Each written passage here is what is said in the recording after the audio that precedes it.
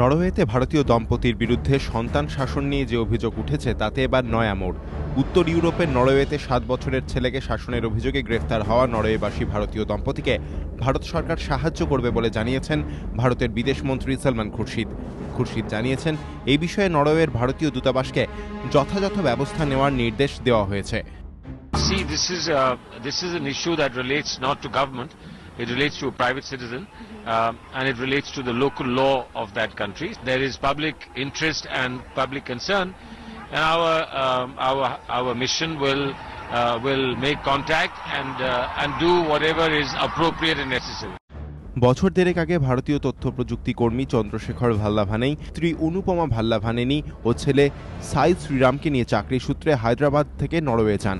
পরিবারের দাবি, এই বছরের গোড়ায় সাই প্যান্টে প্রস্রাব করায় তার বাবা মা তাকে বকাবকি করে।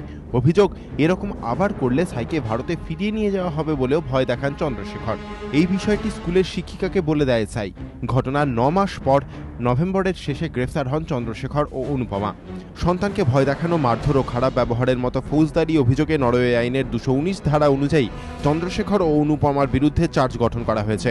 এর জন্য তাদের 3 মাস থেকে 1 বছরের কারাদণ্ডও হতে পারে বলে স্থানীয় প্রশাসন সূত্রের খবর অনুপমার জন্য 1 বছর 3 মাস এবং চন্দ্রশেখরের 1.5 বছরের জেলের আর্জি জানিয়েছেন সরকার পক্ষের আইনজীবী। স্থানীয় আদালতে 3রা ডিসেম্বর মামলার শুনানি হবে।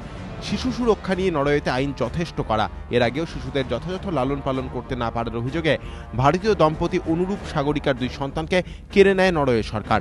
পরে ভারত সরকারের হস্তক্ষেপে নরওয়ের আদালতের রায়ে মা বাবার থেকে দূরে 2 শিশু রয়েছে কাকার কাছে। এবার ফের প্রশ্নের মুখে আর এক শিশুর ভবিষ্যৎ। এবিপি আনন্দ।